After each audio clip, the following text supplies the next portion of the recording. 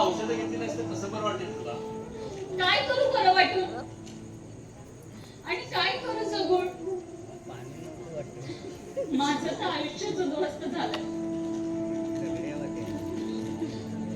एक आशेचा किरण माझ्या पोटात वाढत होता, तोही आता राहिलेला नाहीये. काय करू या आयुष्याचा आता? सगळ्याच गोष्टी आपल्या हातात नसतात. आयुष्यात घडणाऱ्या घटनांचा क्रम ठरलेला असतो. ना त्या बदलता येत ना त्या टाळता येत. म्हणून नको जास्त विचार करूस, औषध घे आणि आराम. नकोय बोलली ना तुला. अनन्या, प्लीज ऐक ना माझं. अनन्या,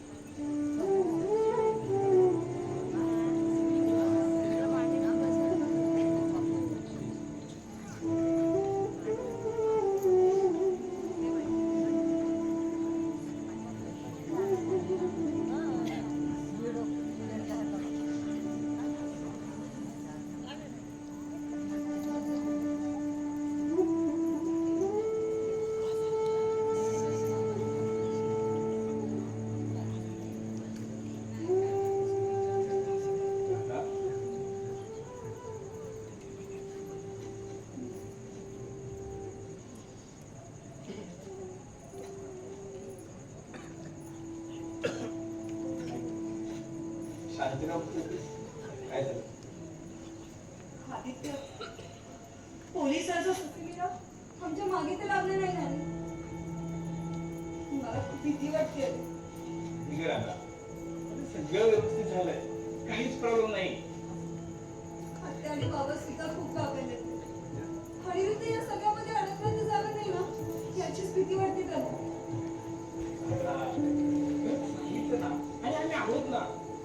आणि आम्ही खूप स्ट्रॉंग आहे ग. नको काळजी करू. आदित्य, तू केव्हा आधी फरक पडला?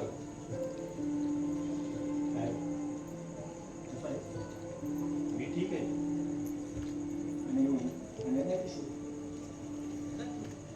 आणि बाळ नाही राहिलं तुझा भयंकर त्रास होतोय तिला. स्वाभाविकच आहे. दादा लाईट फुल दे ना यार. पोटचा गोळा गेलाय तिचा. जन्माआधीच आपल्या बाळाचं अस्तित्व नष्ट होणं कोणत्या आईला सहन होणार आहे? दादा, अगं मान्य आहे, सगळ्यात जास्त त्रास तिला होतोय. पण आता सत्य स्वीकारायला नको का? थोडा वेळ आहे रे. अरे घडलेल्या तुला काय झालेला हवा. औषध घ्यायला पण नाही म्हणते. अरे किती समजावतोय, काही खायला सुद्धा नाही म्हणते. नको काळजी करू. ती घेईल औषध. मी थांबते तिच्याजवळ.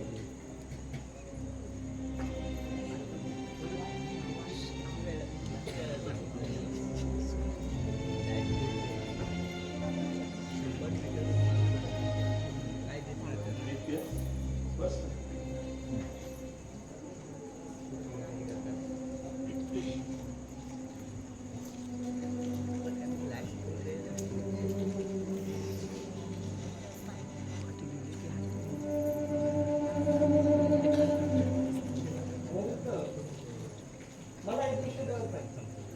म्हणजे बघा, घटना आपल्या इथे रात्री 11 ते 12च्या दरम्यान होती.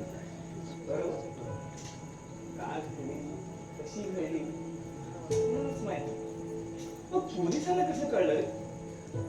अरे आपल्या शेजारी राहणारा श्रीकांत, त्यानेच पोलिसांना सांगितलं असेल. कारण आमच्या घरात होणारी वाद त्याला माहित होती.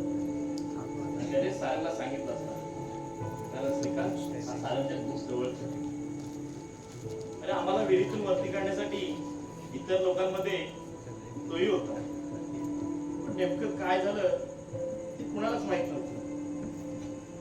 अनन्याने विहिरीत उडी मारायला आमचाच वाद कारणीभूत ठरला असेल असा अंदाज लावून त्याने सारंगला सांगितलं असणार, आणि सारंगने त्याचा फायदा उचलायचा ठरवून पोलिसांना सांगितलं असेल. शक्यता नाही करता येत नाही. कारण सारंग बदला घेण्यासाठी कोणताही त्रास जाऊ शकतो. हॉस्पिटलमध्ये पोलीस अपेक्षा मागू तर कमालीच मिळालं. पोलिसांना अपेक्षित होतं, कारण जर सारंगने जरी सांगितलं नसतं तरी अपघाताची केस म्हणून हॉस्पिटलमधून पोलिसांना कळवलं जाईल याची खात्री होती मला. स्टेटमेंट चांगली दिली आहे. चांगली नाही रे, चुकीची स्टेटमेंट दिली.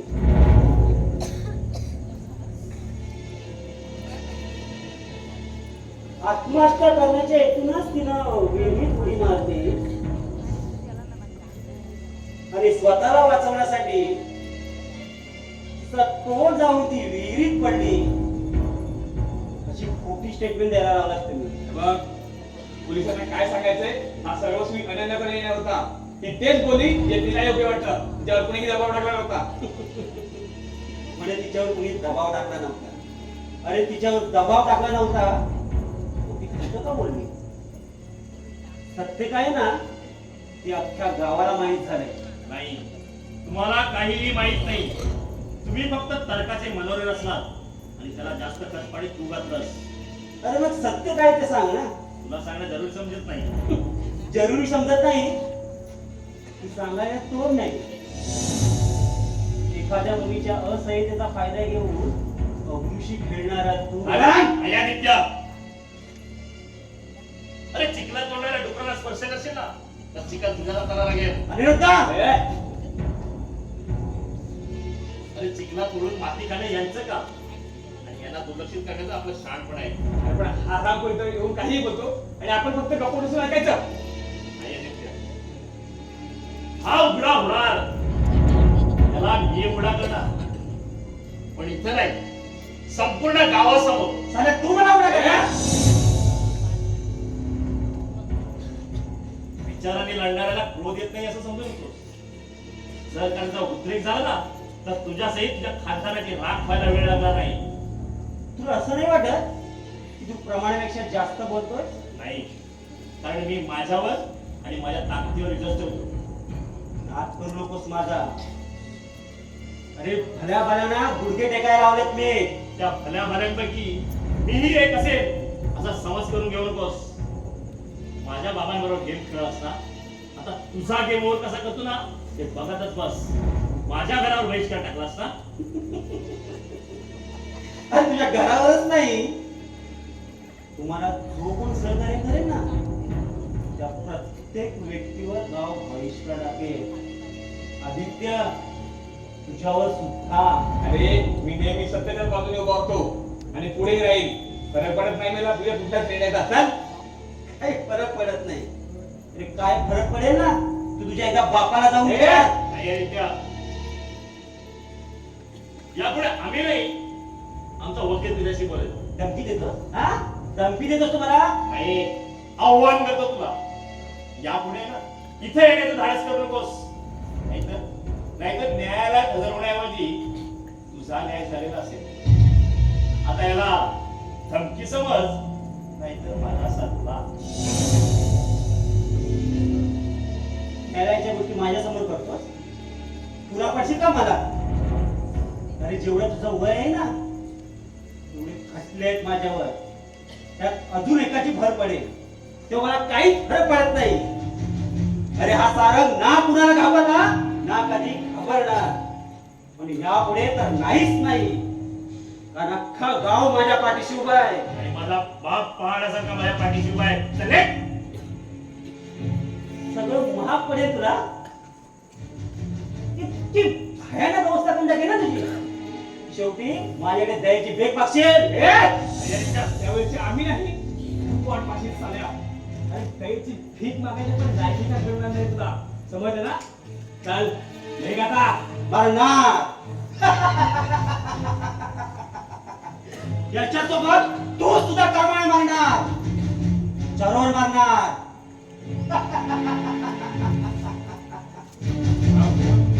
नाही अनित्य. अरे आमच्यामुळे उगाच तू वय म्हणते नको असे कसे. अरे उगाच काय नाही मित्र. अरे मित्र आहे मी तुझा आणि तू अडचण असताना मी शांत कसं बसेल? तसं नव्हे रे. पण या सगळ्याचा तुझ्या आई बाबांना किती त्रास होईल. हे आई बाबांनी सांगितलं आणि वृद्ध आणि त्याच्या घरच्यांना कोणत्याही परिस्थिती एकटं सोडून नकोस म्हणून. खरंच खरंच खूप महान आहे तुझ्या आई बाबा. ते सुद्धा याकडे आपलंच मानतात ना ते.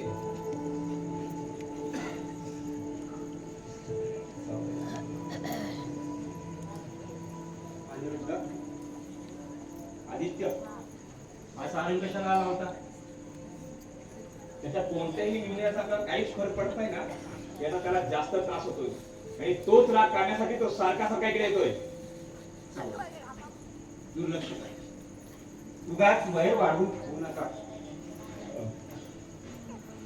ठीक आहे तात्या येतो. अनिरुद्ध येतो. थांब आदित्य. हा?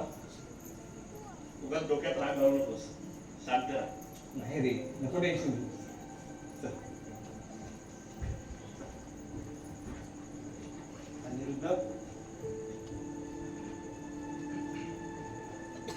अनन्या कशी आहे? खूप त्रास करून घेतेस हो. अरे आता तरी तिच्याशी लग्न कर, तिलाही बरं वाटेल. अगदी बरोबर. तुला तिच्याशी लग्न करावंच लागेल. जर दोघांचं लग्न झालं तर सगळेच प्रश्न सुटतील. आई बाबा अनिरुद्धला तुम्ही लग्नासाठी आग्रह करू नका. अनिरुद्ध आणि माझा काहीही संबंध नाही.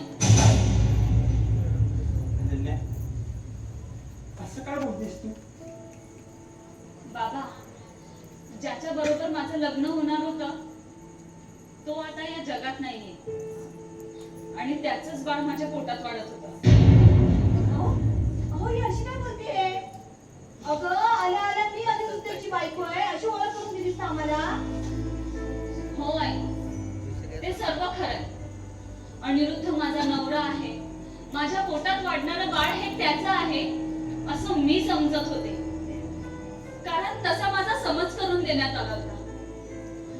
पण खरं हे आहे की माझा होणारा नवरा अनिरुद्ध नाही तर निरंजन होता आणि त्याचंच बाळ माझ्या पोटात वाढत होतं. पण तो आता या जगात नाहीये.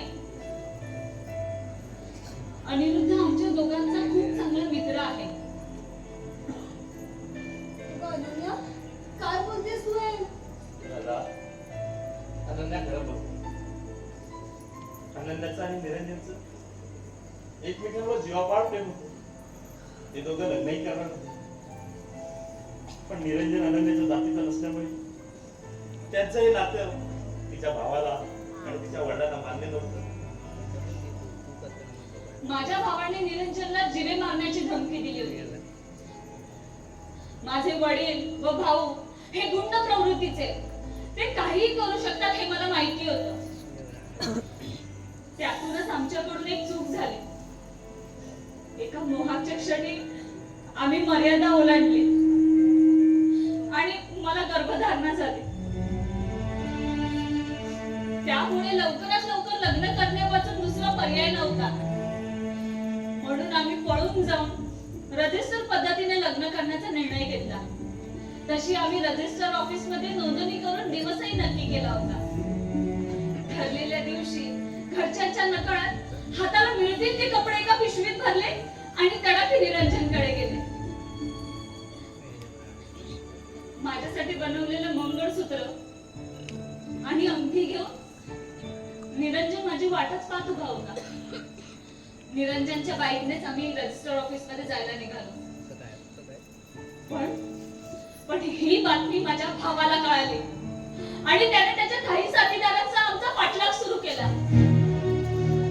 आमचा पाठलाग होतोय ही गोष्ट निरंजनच्या लक्षात आली. त्याने ती मला सांगितली. मी फार घाबरले. माझ्या पोटातल्या बाळाला काही होऊ नये म्हणून मी ती कपड्याची पिशवी घट्ट पोटाशी पकडून बसले. निरंजनने त्यांना जगवण्याचा फार प्रयत्न केला पण त्यांनी आम्हाला गाठलंच. एका बाईकवाल्याने आमच्या गाडीला धडक दिली आणि निरंजनचा बाईकवरचा ताबाच सुटला आणि मी बाईकवरनं खाली पडल्याने रस्त्यावरील कठड्याला जाऊन आपटले आणि माझी शुद्ध सरकली. बाबा, निघण्यापूर्वी निरंजनने मला फोन करून रजिस्टर ऑफिस मध्ये मदतीसाठी बोलवलं होतं. त्याप्रमाणे मी निघालो सुद्धा.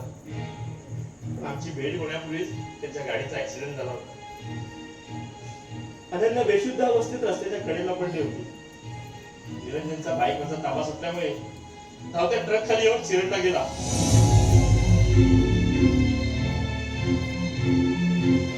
घटनास्थळी आलेल्या पोलिसांनी दोघांनाही अँब्युलन्स मध्ये घेऊन सरकारी हॉस्पिटलमध्ये ऍडमिट केलं.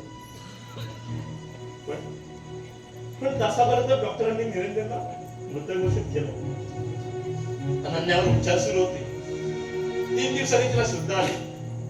पण ती कोण, तिचं नाव काय, ती इथं कशी आली हे तिला काहीच आठवत नव्हतं. तेव्हा तिच्यावर उपचार करणाऱ्या डॉक्टरांनी सांगितलं की हा अनिरुद्ध तुझा नवरा हॉस्पिटलमध्ये ऍडमिट केला असून तुझी रात्रंदिवस सेवा करतो, तुझी काळजी घेतो. आणि काही महिन्याने तुम्ही दोघेही आई बाबा होणार आहात. तेव्हा इथून डिस्चार्ज घेतल्यानंतर घरी गेल्यावर काळजी घ्यायची, स्वतःची आणि बाळाची सुद्धा. आणि ज्या प्रकारे अनिरुद्ध माझी काळजी घेत होता, मला जपत होता, त्याप्रमाणे मी डॉक्टरांचं म्हणणं खरं मानून अनिरुद्धलाच माझं सर्वस्व मानायला लागले. डॉक्टरांनी मला बजावून सांगितलं होतं की इतक्यात तिचा भूतकाळ सांगून तिला तिचा भूतकाळीचं आठवण्यासाठी तिच्या मनावर ताण देऊ नका म्हणून. नाहीतर तिच्या मनावर मोठा आघात होऊन ती कोमातही जाऊ शकते. म्हणून तिचा भूतकाळ तुझ्यापासून लपवण्याशिवाय पर्याय नव्हता. डॉक्टरांनी सांगितल्याप्रमाणे मलाच नवरा समजून बसली होती. अनन्याला आणि तिच्या बाळाला वाचवणं आता माझी जबाबदारी होती. कारण ती जबाबदारी पार पाडायला निरंजन या जगात नाही. पण आता मला सगळं आठवतंय. अनिरुद्ध, जसं डॉक्टरांनी मला वाचवलं तसं माझ्या निरंजनला का नाही वाचवलं रे? तिच्या शरीराला चेंदापेंदा झाला होता. सांग ना डॉक्टर, कसे वाचणार होते? बाबा, हॉस्पिटल मधून डिस्चार्ज मिळाल्यानंतर तिला तिच्या घरी सोडू शकत नव्हतो. कारण तिचा भाऊ आणि तिचे वडील तिच्या जीवाचं काही करू शकतील त्याची भीती वाटत होती. म्हणून बाबा तिला आपल्या गावी घेऊन आलो. त्यामुळे तुम्हाला नाक त्रास झाला. मी तर बदनाम झालोच, पण तुमच्या प्रतिष्ठेला कलंक लागला बाबा. तरीही मी मन बाळगलं. सत्य तुम्हाला सांगितलं नाही. ते फक्त माझ्या मित्राची आम्हाला जपण्यासाठी. बाबा, सत्य सांगताना जर अनन्याने ऐकलं असतं आणि तो धक्का तिला सहन झाला नसता ना, आम्हाला 2 जीव गेले नसते. तुझा प्रेम गुण नाही वाचू शकलं रे. माफ कर मला. अनिरुद्ध, अरे खरं तर तू आम्हाला माफ कर. तू तुझ्या मित्राच्या होणाऱ्या बायकोला, या अनन्याला आणि तिच्या बाळाला वाचवण्यासाठी खूप मोठा त्याग केलायस रे. अख्ख्या गावाचा रोष पत्करलास. स्वतःच्या आई बाबाच्या नजरेतनं उतरणं पसंत केलंस, पण मित्र कर्तव्य सोडलं नाही. तू खूप महान आहेस, धन्य आहेस. आणि धन्य आहेत तुझे आई वडील, ज्यांनी तुझ्यासारख्या रत्नाला जन्म दिला, तुझ्यावर चांगले संस्कार केले. अरे, जे माझ्या नशिबात नव्हतं ते माझं राहिलं नाही. त्यात तुझा काय दोष आहे? दोष तर माझ्या नशिबाचा आहे ना. नाही अरे, खूप सोचलंयस ग तू. पण अगं तू एकटी नाहीयेस. आम्ही सर्व आहोत तुझ्यासोबत. राधा, अगं मला माफ कर. अनिरुद्धने मला सगळं सांगितलं. मी फार वाईट बोलले ना तुला. ठार मारण्याची धमकी सुद्धा दिली. आम्हा दोघा नवरा बायको मध्ये का आली याचा जाबाही विचारला. पण खरं तर तू तुमच्या मध्ये आले आणि या हसत्या खेळत्या घराचा सत्यानाश केला. माफ कर मला, माफ कर. नाही अनन्या बाबा नाही बेटा, जे घडलं ते तुझं आणि आमचं प्रारब्ध होतं. यात कुणाचाही दोष नाही पोरी, कुणाचाही दोष नाही. यात आपल्या कुणाचाही दोष नसला ना तरी माझ्या आयुष्याला या वळणावर आणायला माझा भाऊ जबाबदार आहे आणि त्यासाठी मला त्याला जाबही विचारायचं आहे. नाही अनन्या, तू तिकडे जा विचारायला जाशील आणि तुझ्यामुळे त्यांच्या घराची अब्रू गेली असं समजणार तुझा भाऊ आणि तुझे वडील तुला जिवंत नाही सोडणार. अरे आता मला ठाठ मारलं तरी चालेल. अरे कशासाठी आणि कुणासाठी जगू मी? तुझ्या प्रेमासाठी. माझ्या हो अनन्या, तुझ्या प्रेमासाठी. तुझ्या प्रेमात ज्याचा जीव गेलाय ना त्या निरंजनसाठी. आणि तुमच्या प्रेमाची निशाणी होती त्या बाळाच्या आठवणीसाठी तुला जगावं लागेल. राहिला प्रश्न तुझ्या भावाचा, त्याची भेट घडून आणण्याची जबाबदारी माझी. तोपर्यंत कुठचंही टोकाचं पाऊल उचलू नकोस, ते हात जोडून विनंती करतो तुला. जा, आज जाऊन आराम कर. होय अनन्या, अनिरुद्ध बरोबर बोलतोय. तू आता कसलाही विचार करू नकोस. अगं हे घर तुझंच आहे, तुला कुठेही जायची गरज नाहीये. अगं जशी मला राधा आहे ना तशीच तू आहेस ग. जा, आज जा आणि आराम कर. राधा जाईल घेऊन जा.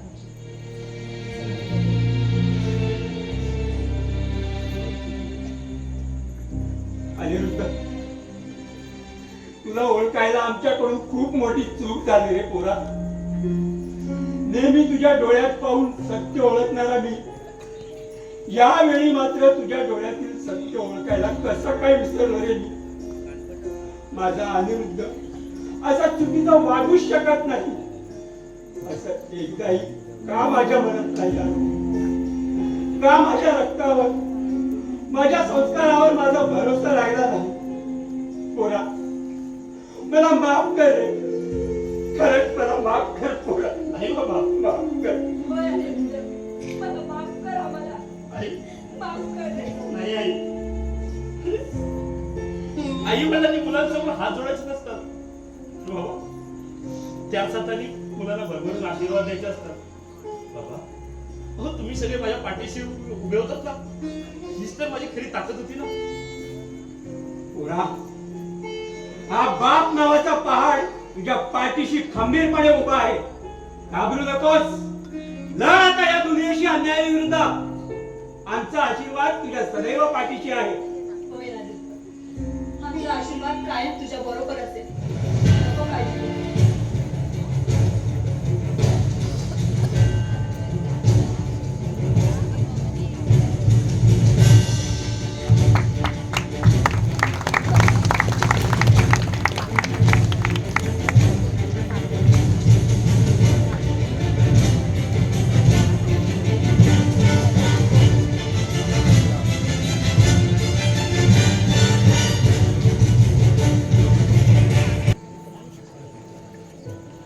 थांबे नाशा थांब. ए थांबे नाशा थांब. आई इकडे कुठे जातोय? थांबे नाशा. काय रे अक्कर नाशा? माझ्या तुझ्या आवाजात किती मी ओरडलं रे, तू ऐकायला नाही येत? काय कुठलं काय तुझं? माझं नाव अविनाश आहे, नाशा नाही. समजलं का बेवड्या? हे रांदेच्या तुला काय बोलतो? तुला सांगितलं ना मला बेवडा बोलून जाऊ नको म्हणून. आणि काय रे त्या बापसाच्या पैशाची पिता काय दारू मी? अरे स्वतःच्या तरी पैशाने पितोच ना दारू. म्हणजे तू बेवडा आलो काय पुढे डोक्यात? काय करतोस काय रे? बसायला द्यावा.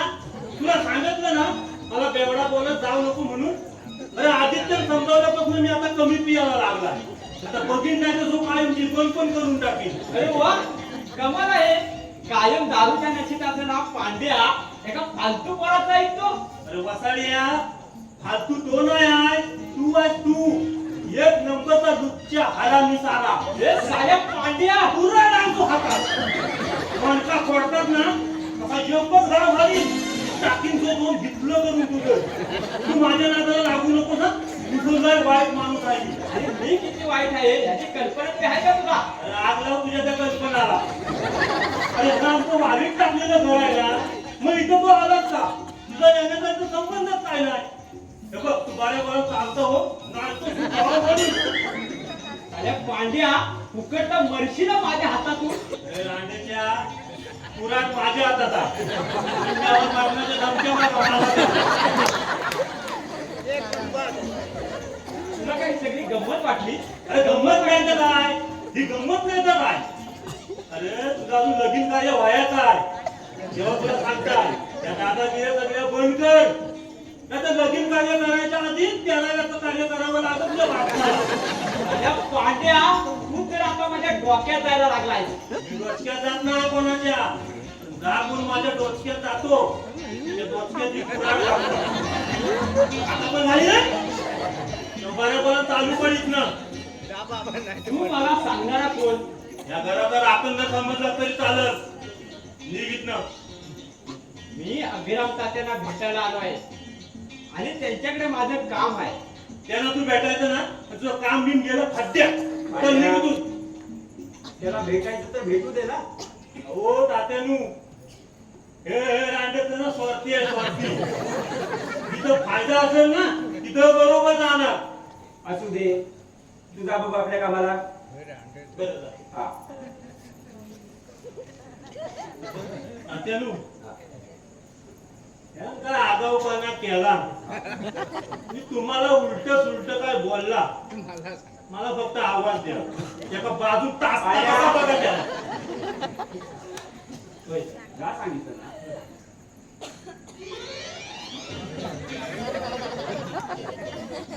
तुला सांगतोय रे, मी जात नाही आज. हाय पाठीमाग. जर तात्यां बरोबर आगाऊपणा केलास आणि त्यांना काय उलट सुलट बोललास तर टाकीन. पांड्या, आज कामाला जा.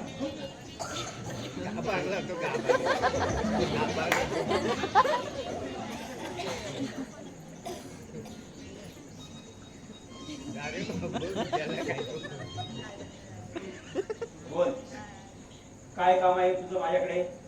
तात्या हा.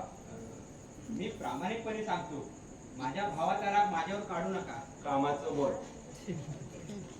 माझे बाबा येऊन तुम्हाला भेटतीलच. कामाचं बोल. तात्या माझ्यासाठी राजाला मागणी घालायला. त्यांना सांग इथं येऊ नका आणि यापुढे तू सुद्धा इथे येऊ नकोस. जा, जाऊ शकतोस तू. तात्या अहो ऐकून तरी घ्या ना माझं. तारक दादा खूप चुकीचं वागतोय तुमच्याशी, मान्य आहे. आणि तू बरोबर आहेस. अरे लायकी तरी आहे का तुझी? या आधी तुझ्या भावाला सांगितलंय आणि आता तुलाही सांगतो, यापुढे राधाचा विचार करणं सोडून दे. जाऊ शकतोस तू. तात्या राधाला मिळवणं हा एक मात्र माझा उद्देश आहे आणि मी तिला मिळवल्याशिवाय राहणार नाही. आता चालता होईतोय, नाहीतर परिणाम खूप वाईट होते. राधा लेक. अजूनही विनंती करतोय तात्या, नाहीतर सोड त्याला. नाही बाबा, आज नाही सोडत मी याला. बोल ना, नाही तर काय? अगं सोड त्याला राधा. मला उचलून देशील? बाप्पाचा मला टीका दिला की राधा वाटली कोण रे तुला? तिला स्वतःची मतं नाही. तुला वाटतं म्हणून तू काहीही करशील. अरे रस्त्यावर पडल्या का मी? आज फक्त कोयती मानेवरती धरली आहे. याच कोयतीने तुझी मान उडवी. स्त्रीच्या सहनशक्तीचा अंत पाहू नकोस. जीव गमावून बसशील.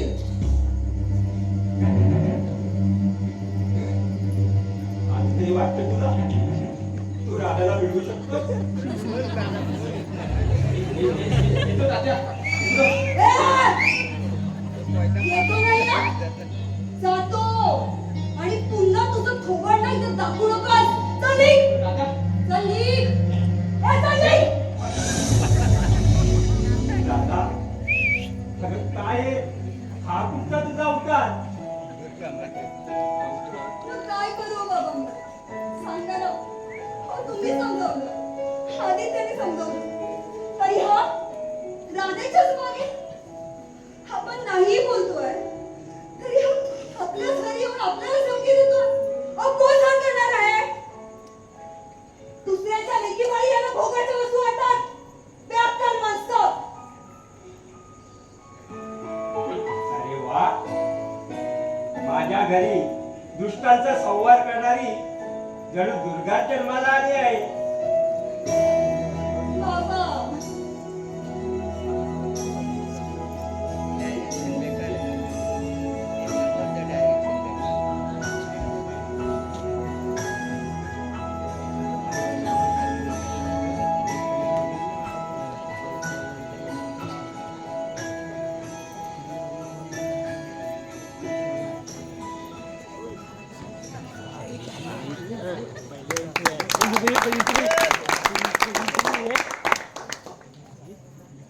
मला अनिरुद्धला भेटायचं होतं. घरात नाहीये. आपण कोण? मी केदार, अनन्याचा भाऊ. मला असं म्हणाले की माझी बहीण तुमच्या घरात राहते म्हणून तिला भेटायला आलो आहे.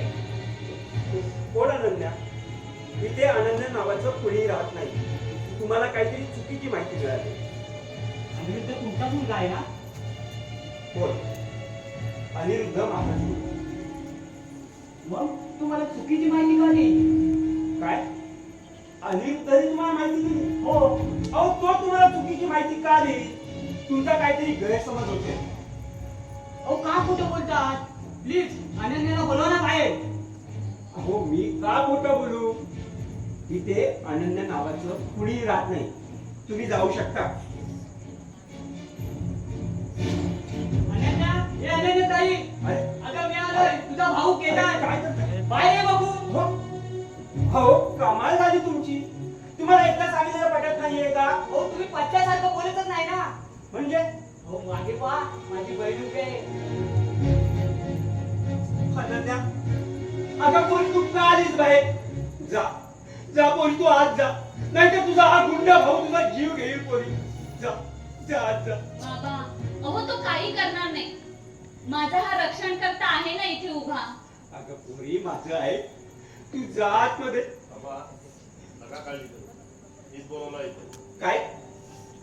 अरे तू का बोलवलंस याला? तुला माहिती आहे ना तो कसा आहे तो? हो बाबा माहिती आहे मला. तुम्ही तुमच्या मुलावर विश्वास ठेवा ना. हा काहीही करणार नाही आणि अनन्याला तर नाहीच नाही. जा तुम्ही. होय. ठीक. पण केदार याद राख, या माझ्या पोरीच्या केसाला जरी धक्का लागला ना तर बाबा हो. केदार बसा.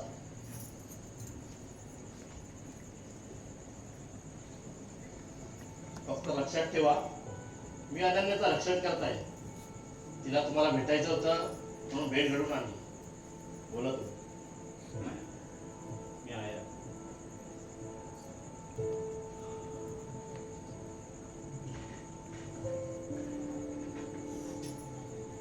पाहिलंस? हा आहे पुरुषार्थ. तू गुंड प्रवृत्तीचा आहेस हे माहिती असून सुद्धा त्याने तुला इथे बोलवण्याची हिम्मत दाखवली. त्याच्या या हिमतीला दाद देणार नाहीस? मुलींना धमकावून, गरिबांना मारून कधीच पुरुषार्थ मिळवता येत नसतो. त्यासाठी रक्षण करता बनावं लागतं. कशी आहेस काही? कशी दिसते तुला मी? आपल्या बहिणीच्या आयुष्याचं वाटोळं करून ती कशी आहे हे विचारायला तुला काहीच वाटत नाही का रे? काही मी तुझा अपराधी आहे का? फार मोठा अन्याय केला मी तुझ्यावर. अरे फक्त अन्यायच नाही केलास तर माझं अख्खं आयुष्य उद्ध्वस्त केलंस. स्वतःच्या अहंकारासाठी मला देशोधडीला लावलंस. कसला बाजूचा रे तुला? मी निरंजन बरोबर लग्न केलं असतं त्याचा कोणता तुझ्या प्रतिष्ठेला धक्का लागणार होता? अरे गुंड मवाली तू. काय प्रतिष्ठा आहे रे तुझी? प्रतिष्ठा काय असते ना ते या घरात राहून बघ. अरे गरोदर अवस्थेत असताना अनिरुद्ध मला इथे घेऊन आला. अख्खा गाव त्याच्या विरोधात उभा राहिला, पण त्याचा एकटा बाप त्याच्या पाठीशी खंबीरपणे उभा होता. चुकीचं पाऊल उचललं म्हणून त्यांनी त्याला घराबाहेर नाही काढून टाकलं. एक मित्र आपल्या मैत्रिणीसाठी जीवावर उदारून अख्ख्या दुनियेशी लढू शकतो, पण तिचा रक्ताचा भाऊ तिच्या जीवावर उठतो. किती फरक आहे ना हा. अगं झालेल्या गोष्टीचा मला पश्चाताप झालाय ग. तुझ्याशी असं वागायला नको होतं. अरे पण आता याचा काय उपयोग. तुला पश्चाताप झाला म्हणून माझा निरंजन परत येणार आहे का. येणार आहे का माझं बाळ परत. सांग ना, येणार आहे का. अरे आयुष्यभर एखाद्याचा तिरस्कार करून त्याच्या अंत्ययात्रेला लावलेली हजेरी काय कामाची. प्लीज काही शांत हो. अगं माझ्या हातात गुन्हा घडलाय, त्याची शिक्षा द्यायची ती दे मला. पण झालं गेलं विसरून तू माझ्याबरोबर आपल्या घरी चल. अरे भल्या माणसा, काय काय विसरू. तुझ्या दहशतीखाली घाबरून काढलेल्या त्या रात्री विसरू.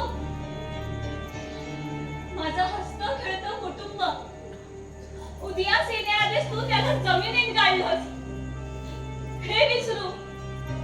अरे काय काय विसरू. आयुष्याच्या खडतर वळणावर आणून मला सोडलंस आणि आता कोणत्या तोंडाने मला घरी नेण्याची भाषा करतोयस. परिस्थितीने तुझ्यासोबत बोलण्याची मला आज जी हिंमत दिली आहे ना, तीच जर हिंमत मला तेव्हा मिळाली असती ना, तर आज माझं निरंजन आणि माझं बाळ जिवंत असतं रे. जिवंत असतं. अगं पश्चातापाच्या आधी आम्ही सगळे दूरपळून जात आहोत ग. हीच योग्य शिक्षा आहे तुम्हाला. तुम्ही मला उद्ध्वस्त केलं ना, आता तुमच्या कर्माने तुम्ही उद्ध्वस्त व्हा. मी तुम्हाला शाप देत नाहीये, पण माझा एक एक अश्रू वाया जाणार नाही याची खात्री आहे मला. माझ्या प्रत्येक अश्रूच्या थेंबाची किंमत तुम्हाला मोजावी लागेल. अगं तुझ्या आयुष्याची नव्याने सुरुवात करायला आणि तुझ्या या ढासळलेल्या मनाला सावरायला, तुझ्या या अभागी भावाला एक संधी दे. 1000 वेळा भीक मागशील ना, तरी एकही संधी देणार नाही मी तुला. अरे बहीण भावाच्या नात्याला कलंक आहेस तू, कलंक. अगं तुझा क्रोध मी समजू शकतो. अगं झाला माझ्या हातून गुन्हा. एकदा विचार कर. अगं माझ्यासाठी नाही, निदान आईसाठी तरी घरी चल. मी कुणासाठी येणार नाही. फक्त आईला माझा एक निरोप दे. एका चांगल्या मुलाची एक चांगली आई तिला होता आलं नाही, यात तिला अपयश आलं आणि तिच्या अपयशाने माझं सर्वस्व गेलं. चूक तुझी होती, पण शिक्षा मला मिळाली. अगं माझ्या वागण्याचा आणि माझ्या स्वभावाचा आईला दोष का देत आहेस. मुलांच्या वाईट वागण्याचा दोष हा आई वडिलांनाच लागतो ना. मुलांना घडवण्याची सुरुवात ही आईपासूनच होते ना. त्यात ती कमी पडली म्हणून तू असा घडलास. तू कुणाचाच होऊ शकला नाहीस, कुणाचाच नाही. आणि जर तुला खरंच पश्चाताप होत असेल ना, तर माझ्यावर एक मेहरबानी कर. माझ्या पाठच्या बहिणीशी तरी असं वागू नकोस. तुझी मर्जी तिच्यावर लादण्याआधी तिचं मत विचारात घे. अगं तिचाच नाही, मी सगळ्यांचा विचार करेन. फक्त तू घरी चल. माफ कर मला, मी कुठेही येणार नाही. मग तू इथेच राहणार आहेस का. माहिती नाही मला. असं कसं करतेस ग ताई. अगं वादळ हे सर्वांच्याच आयुष्यात येत असतात, तसं तुझ्याही आलं. अगं त्यातून सावरायचं असतं, असं भरकडायचं नसतं. अरे माझ्या आयुष्यातलं माझं तू आहेस, हे कसं विसरू मी. मला सावरायला सांगतोयस ना, मग मला सावरण्यासाठी जेव्हा हे हात हवे होते, तेव्हा हेच हात माझा घात करायला तयार होते. अगं झालंय माझ्या हातून चूक. एक नाही 1000 वेळा मान्य करतोय ना मी. असाच मान्य करत राहा आणि रोज नव्याने पुन्हा पुन्हा मरत राहा, जशी मी मरते. अगं तुला घेऊन येतो असा आईला शब्द दिला होता ग. आणि मी स्वतःला शब्द दिलाय, त्या घराचा उंबरठा मी कधीच ओलांडणार नाही. तुला आता कळलंच असेल तर तू इथून जायला काही हरकत नाही. फक्त जाण्याआधी ना अनिरुद्धाला भेटून जा, कारण त्याने तुला इथे बोलवलं. अनिरुद्ध, हे अनिरुद्ध.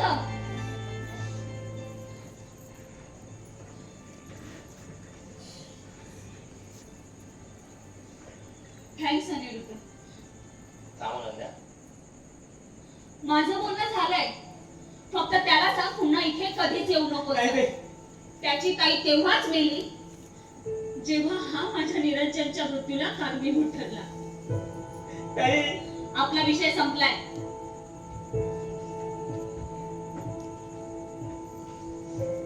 अनिरुद्ध, समजूत काढून आणा तो माझ्या बहिणीला.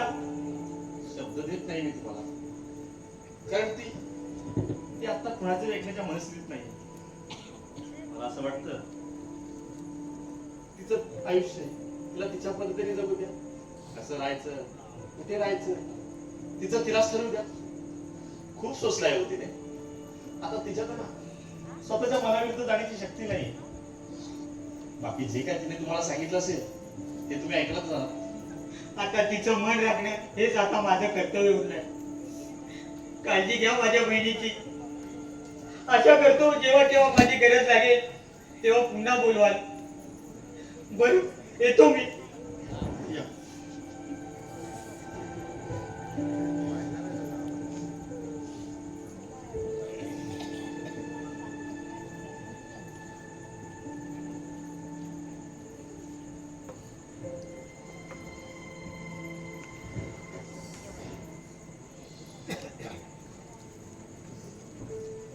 अनिरुद्ध,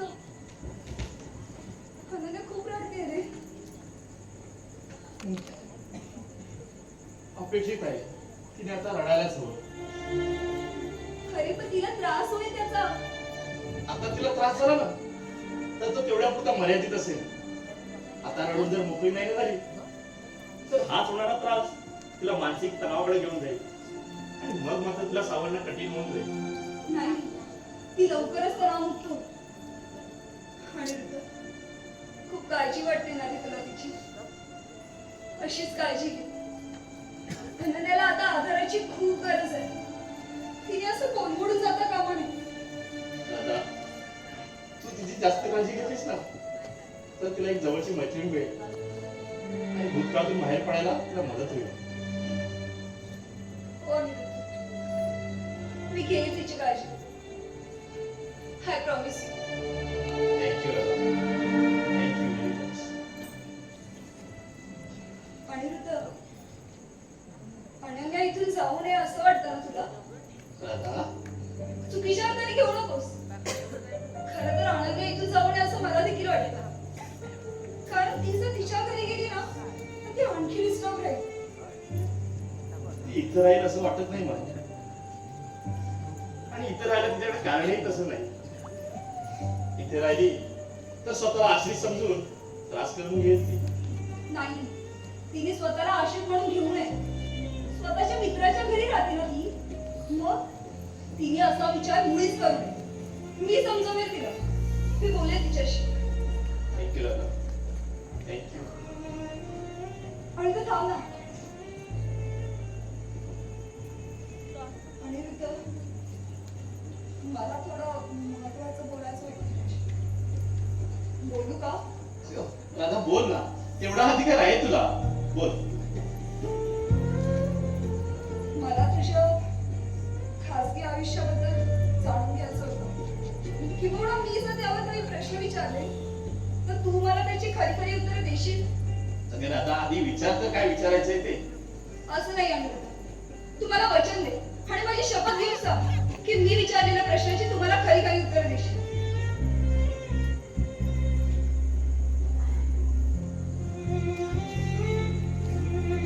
ठीक आहे दादा, मी तुझी शपथ घेऊन तुला वचन देतो की तू विचारलेल्या सगळ्या प्रश्नांची मी खरी खरी उत्तरं देईन. विचार. ये ना. बस.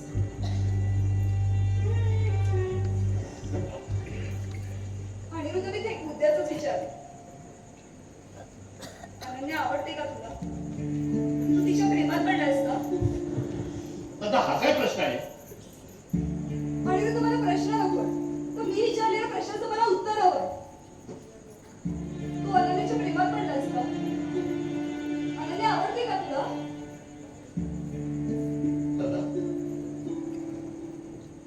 होय, अनन्या मला खूप आवडायची. माझं तिच्यावर खूप प्रेम होतं. पण माझ्या प्रेमाची तिला कल्पनाच नव्हती, कारण माझं प्रेम मी तिच्याकडे कधी व्यक्तच केलं नाही.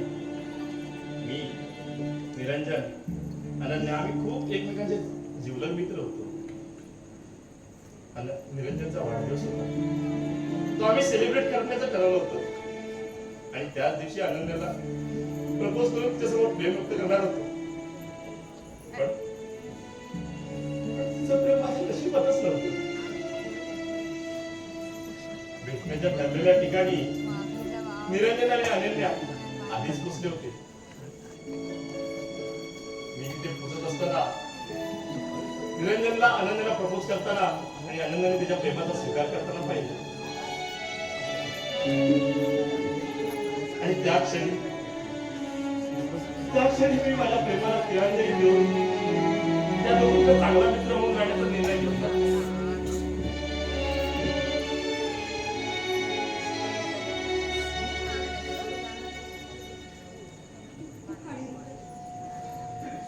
अनन्यामध्ये जर तुझं सुख असेल ना, तर तिला तुझ्या आयुष्यात आणण्याची जबाबदारी माझी. आपल्या आवडत्या व्यक्तीसाठी त्याग करणं, यालाच तर खरं प्रेम म्हणतात. सावऱ्या सगळ्याच साखरी सारख्या नसतात ग. सावऱ्या माझ्या तुझ्याहून वेगळ्या असतात ग.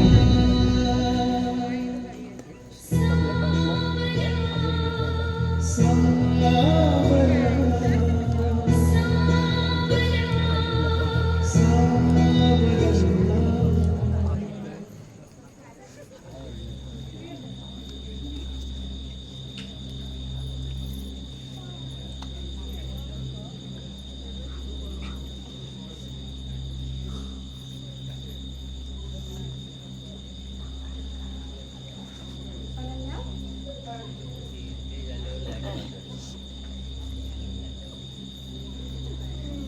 अनन्या, हा काय ग? का गं? अशी एकटीच का बाहेर येऊन बसलीस? अगं आठवणींच्या गर्दछायेतून बाहेर येताच येत नाही, म्हणून मोकळ्या हवेत येऊन बसले. भूतकाळाला कवटाळून बसशील तर त्यात अजूनच ओढली जाशील. मला माहिती आहे, तुला तुझा भूतकाळ विसरणं खूप अवघड आहे. अगं पण त्यातून बाहेर यायचा हळूहळू प्रयत्न तर करायला हवा ना. आयुष्यात येणारी प्रत्येक व्यक्ती ही काही ना काही काळाची सोबती असते. येणारे येतील, जाणारे जातील, आपण फक्त चालत राहायचं. अगं जगायचं म्हटलं तर आयुष्य थांबवून चालत नाही ना गं. जगण्याची इच्छाच नसली तर आयुष्य संपल्याची भीतीच वाटत नाही. आपल्या हातात काय आहे? विधी लिखित कोण टाळू शकतो? म्हणून सांगते आहे, जी माणसं आपल्या आयुष्यातून गेली आहेत ना, तो आपला भूतकाळ आहे. आणि आता आपल्या आयुष्यात जी माणसं आहेत ना, तो आपला वर्तमान काळ आहे. त्या वर्तमान काळाचा स्वीकार करा आणि ऋतूचा स्वीकार कर. वेडी झालीयस का तू? काय बोलताय कळतंय का तुला? अगदी व्यवस्थित कळतंय.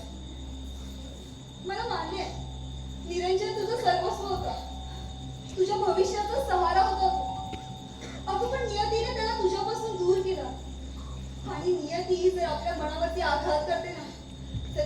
सावरण्यासाठी एक पर्याय देखील देतो. आणि तुझा तो पर्याय अनिरुद्ध आहे. अगं काय झालंय तुला? माझ्यावर उद्भवलेल्या परिस्थितीची टिंगल करतेस का? नाही, असा विचार देखील मनात आणू नकोस. फक्त आठवणींच्या सहाऱ्यावरती जगता येत नाही हे वास्तव मला तुझ्यासमोर ठेवायचं होतं. जगण्याला माझा अर्थच राहिला नाहीये, तर या वास्तवाचं काय करू मी? तुझ्या जगण्याला अर्थ आहे अनन्या, तुझ्या जगण्याला अर्थ आहे. अगं 2 वेळा मरणाच्या दारातून परत आली आहेस तू, आणि दोन्ही वेळेला तुला वाचवणारा देवदूत हा अनिरुद्ध ठरला. याचा कुठेतरी काहीतरी संबंध असेल ना? अगं मागच्या जन्मीचे काहीतरी ऋणानुबंध असल्याशिवाय कुणी असं कुणाच्या आयुष्यात येत नसतं ग. अगं मला नाही माहिती तो का माझा जीव वाचवतो आणि का माझी काळजी करतो ते. कारण तो तुझ्यावरती जीवापाड प्रेम करतो. प्लीज ग राधा, शांत बस, काहीही बोलू नकोस. अगं जर त्याला माहितीये मी त्याच्या मित्राची होणारी बायको होती, मग तो का करेल माझ्यावर प्रेम? आणि करतच असेल तर तो त्याचा मूर्खपणा आहे. नाही अगं धीराची आणि तुझ्या प्रेमाची त्याला जरा देखील जाणीव नव्हती. ज्या दिवशी अनिरुद्ध त्याचं प्रेम तुझ्याजवळ व्यक्त करायला येणार होता ना, त्याच दिवशी तुमच्या दोघांनाही एकत्र प्रपोज करताना पाहिलं त्याने. आणि तुम्ही दोघांनी तुमच्या प्रेमाची त्याला कबुली दिली. त्या दिवसापासून त्याने तुझ्यासाठी पाहिलेली सगळी स्वप्न संपुष्टात आली. आणि त्या क्षणापासून स्वतःच्या भावनाचा गळा घोटून तो तुमचा चांगला मित्र म्हणून राहिला. आताही त्याने मित्र बनवूनच राहावं. पण अनन्या, तुला मित्राची नाही, जोडीदाराची गरज आहे. अगं म्हणून तू तुझं प्रेम मला देशील का? आपण ज्याच्यावरती प्रेम करतो म्हणजे तो आपला होतो असं नाही ना. त्याचा देखील आपल्यावरती प्रेम असायला हवं ना, तरच तो आपला त्याच्यावरती अधिकार असतो. अगं मग माझ्यावर त्याचा हक्क कसा काय असेल? मी तर त्याच्यावर प्रेम केलंच नाही, आणि त्याने केलं असेल त्याच्याशी माझा काहीही संबंध नाहीये. तू देखील त्याच्यावरती प्रेम केलंयस अनन्या. मी? तू देखील त्याच्यावरती प्रेम केलंस. किंवा अगं किंबहुना तू तर त्याच्यापेक्षा जास्त प्रेम केलंयस. अगं तू त्याला नवरा मानत होतीस तू स्वतःचा. अगं ते तेव्हा प्रसंग वेगळा होता. मी पूर्ण विस्मरणात गेले होते. मला काहीच आठवत नव्हतं. माझ्या समोर जे चित्र उभं केलं ते मी खरं मानलं. पण अगं आता मला माझं सगळं जग आठवतंय ना. अस्तित्वात नसलेल्या गोष्टीचा विचार करण्यापेक्षा आता तुझ्या समोर जे आहे त्याचा विचार कर अनन्या. अनिरुद्धचा स्वीकार कर. अगं वेडी झालीस का तू? मला वाटतं मी इथे आता जास्त दिवस थांबणं योग्य नाहीये. नाही, असं करू नको अनन्या. हवं तर तू तुला स्वतःला वेळ घे, पण इतक्या तिथून जाण्याचा निर्णय घेऊ नकोस. अगं तू गेलीस ना, अनिरुद्ध एकटा पडेल. शांत बस ग. काय चाललंय तुझं? अनन्या ऐक ना. अनन्या ऐक ना ग. हात जोडते मी तुझ्या पुढे. ऐक माझं अनन्या. नको जाऊ. अनन्या ऐक ना ग माझं. अनन्या ऐक ना प्लीज अनन्या.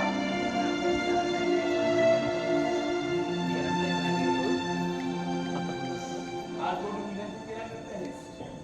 पण समजून मात्र स्वतःची काढते घेस हे लक्षात येते का तुझ्या राधा?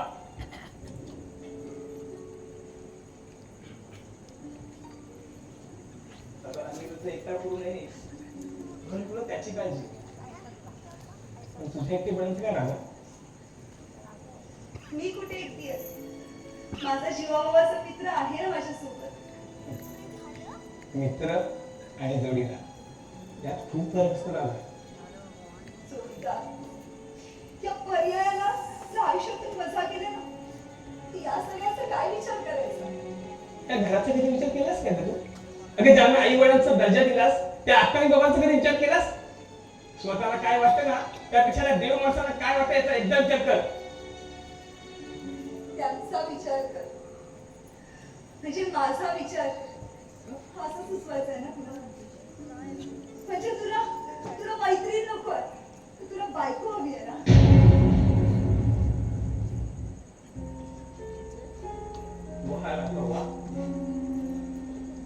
अगदी सोयीप्रमाणे लग्न काढलास का? नाही. तुझ्याशी लग्न व्हावं ही आत्या आणि बाबांची सुद्धा इच्छा. तसे तर तुझ्या घरी बोलणी करण्यासाठी येणारच होते. मग समजावून त्यांना मला तू शिवू नकोस. अगं तुझ्याशी लग्न व्हावं ही माझ्याही आईची इच्छा होती ना, पण मी समजावतो ना तिला. अगं तिच्या इच्छेसाठी मी तुझ्या इच्छेविरुद्ध नाही जाऊ शकत ना. रागवलंस का? नाही ग, वाईट वाटलं. एकदा विचारावंसं वाटलं म्हणून विचार. तू नाही म्हणालीस ना, त्या दिवशी तो विषय तिथेच संपला. तेव्हापासून फक्त मैत्री जपली आणि असं त्याच मैत्रीवरती शंकाही विसरला. नाही रे आदित्य, मला कळत नाहीये मी काय करते ते. माझ्या मनात नुसतं गोंधळ सुरू आहे. कोणत्याच हृदयावर यायची हिंमत होत नाहीये रे माझी. गुन्हेगाराच्या मागे धावणं आधी बंद कर.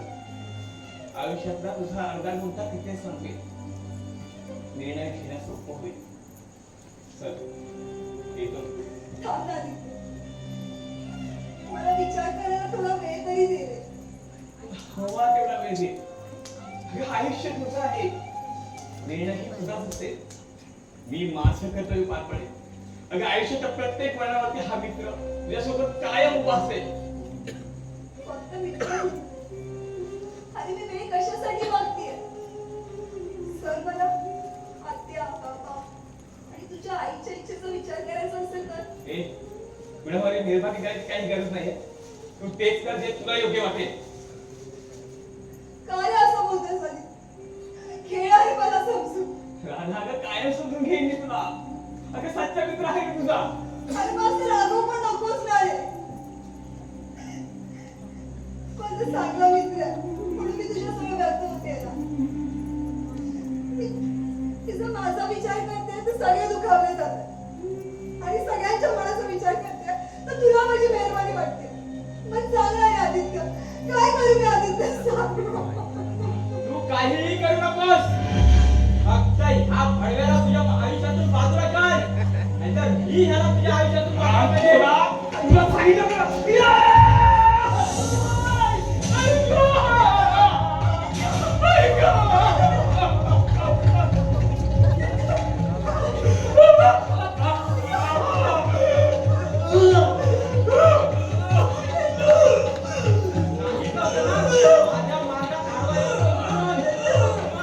अरे नीच माणसं काय केलं तू हे? तो माझ्या मार्गात कोणी आडवा येईल, मी त्याला सांगेन.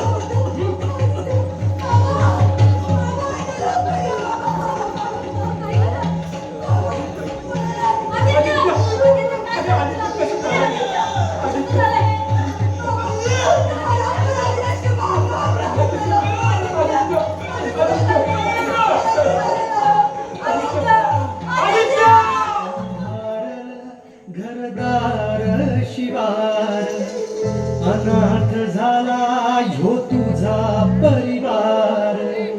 नकळत काळ गोपला सैर भैर झालं सार.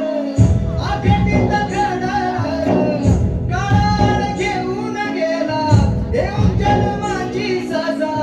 देवा कसा फासा ह्यो तुझा, देवा कसा फासा ह्यो तुझा, देवा कसा फासा ह्यो तुझा, देवा कसा फासा ह्यो तुझा, देवा कसा फासा ह्यो तुझा, देवा कसा फासा ह्यो तुझा, देवा कसा फासा ह्यो तुझा.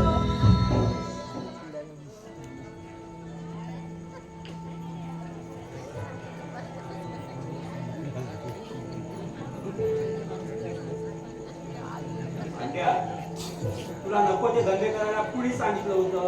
हो तात्यानू, आपल्या सोन्यासारखा पोर आदित्यला त्याला घात केला आणि त्याला आपण तिथं सोडायचा.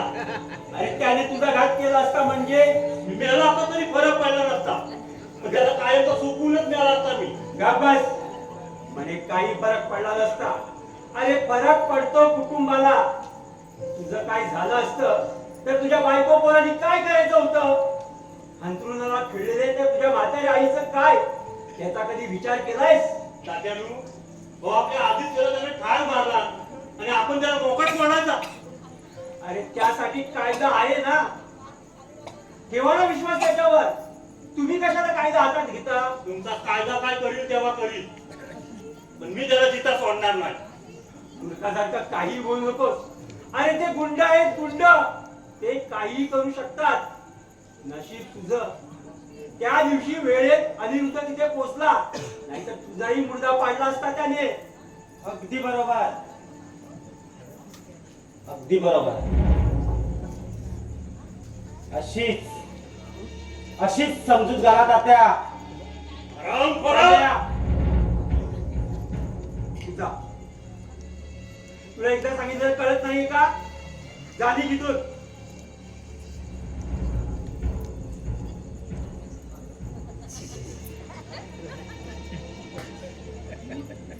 पांड्या तुला जा सांगितलं ना.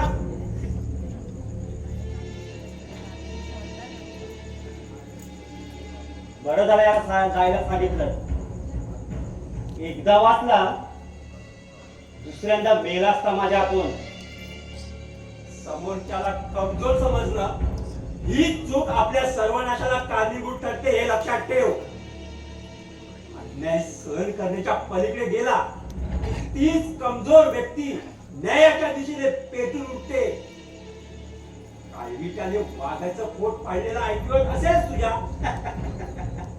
काय तात्या, कुठे मला या दंतकथा ऐकवत बसला. हा, मी तुम्हाला एक सल्ला द्यायला आलोय.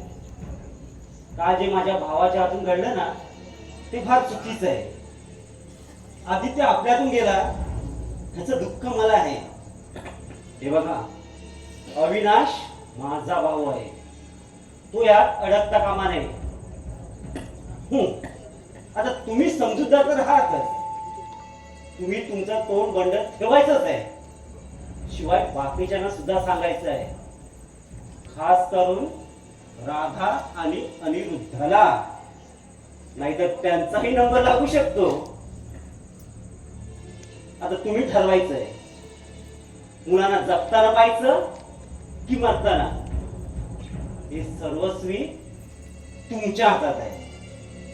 मरणार तुझा भाऊ मरणार, आणि त्यासोबत कदाचित तू सुद्धा. तुम्हाला मरणाच्या दारातून बाहेर यायचं असेल तर मुकाट्याने तुझ्या भावाला कायद्याच्या स्वाधीन करून त्याने केलेल्या कृत्याचं प्रायश्चित्त करायला सांग.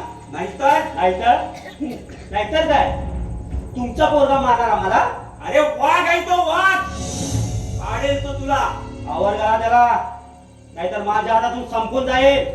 शक्यतो कायद्याचं उल्लंघन करणार नाही तो, कारण तो माझ्या शब्दाच्या बाहेर नाही. पण कायद्याच्या दलालांना विकत घेऊन तू तुझ्या भावाला बाहेर काढायचा प्रयत्न करशील तर तो तुम्हाला गळल्याशिवाय राहणार नाही. भरोसा आहे तुमच्या पोरांच्या ताकदीवर? भरोसा नाही तर खात्री आहे मला. आवरा त्याला, मरेल माझ्या हातून. भोंका सुटलेल्या कुत्र्यानो, जेवढं भोंकायचंय ना तेवढं भोंका. लवकरच मी तुमचा बंदोबस्त करणार आहे. अरे आदित्य मित्र नव्हे, भाऊ होता माझा भाऊ. तुझ्या भावाला फासावर लटकवीन, नाहीतर स्वतःच्या हाताने मारीन, पण बदला जरूर घेईन. माहित आहे अनिरुद्ध, सगळ्यात मोठं दुःख काय आहे? जवान पोराच्या प्रेताला बापानं खांदा देणं. तुला विनंती करतो, बापाच्या खांद्याचं ओझं बनू नकोस. या म्हातारे बापाला या वयात झेपायचं नाही. हात सल्ला मी तुला देतो. अरे कदर कर त्या बापाची, ज्याने आयुष्यभर तुम्हाला सहन केलं. अरे आयुष्यभर त्यांच्यासाठी काही केलं नाहीस. निदान तुझं मरण तरी त्याला पायाला लावून बस. फारच मनावर घेतेस ने. सरणावर निश्चित होत पडलेल्या त्या माझ्या मित्राच्या प्रेतावर हात ठेवून शपथ घेऊन आहे, एकालाही सोडणार नाही. माझा मुलगा काय म्हणाला ते ऐकायला आलं तुला? याच ठिकाणी माझ्या एका मुलाने आमच्या डोळ्यासमोर त्याचे डोळे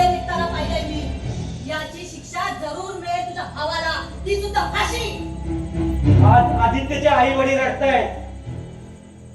हे तुझ्या बापाला येऊन सांगणार आहे मी. या घराचं स्मशान होता ना, तुम्ही आज तुमच्या डोळ्याने बघा. निघ, लाग तयारीला. निघ.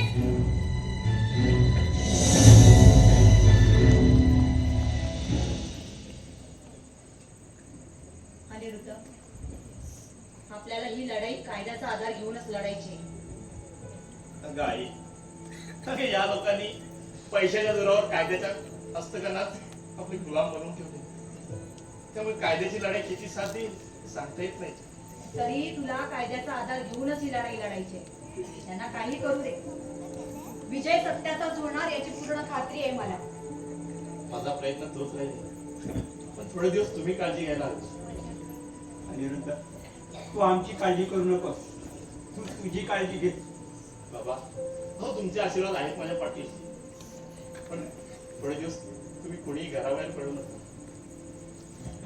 अनन्या, ये अनन्या, जरा बाहेर ये.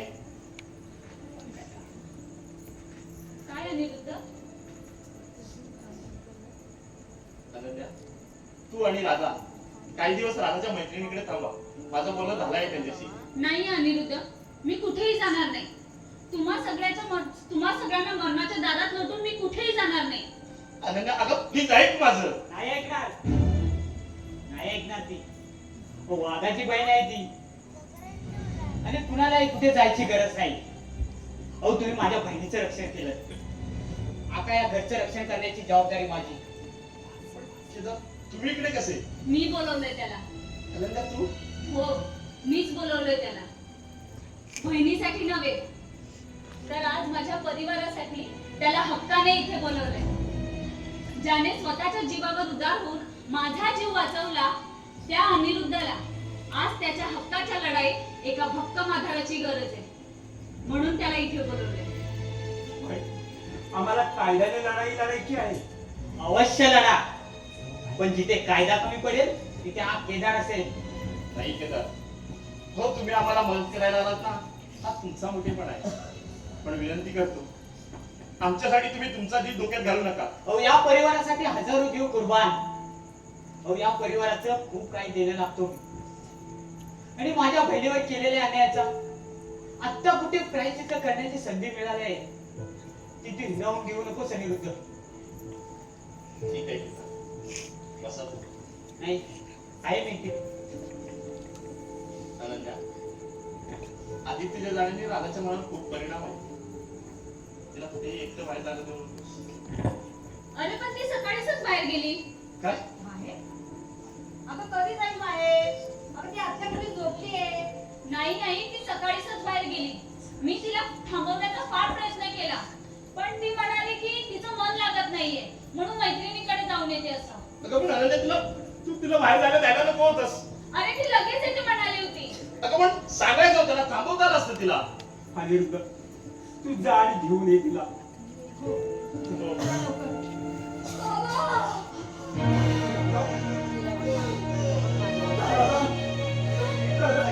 राधा, अगं काय झालं? अगं कुठे गेली होतीस तू?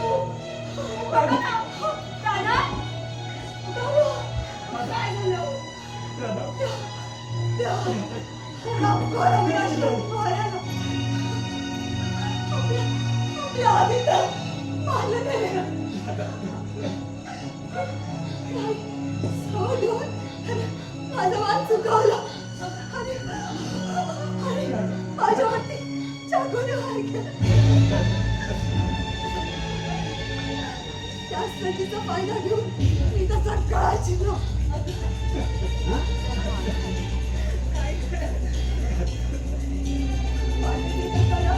सारंग समोर दिसला. इतकी नाशिक केली होती. तरी का ठेवू? त्याच्या देखील माडीवर सुरा भिडावला.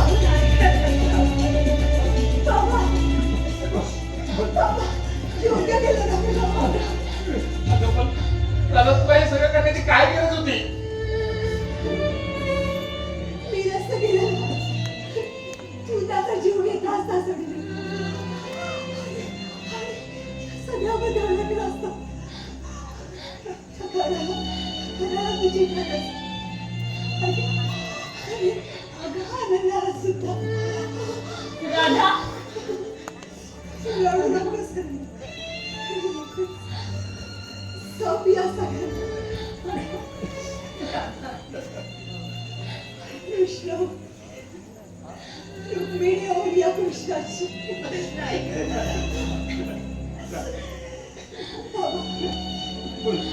आता माझी सार्थकी राहिली.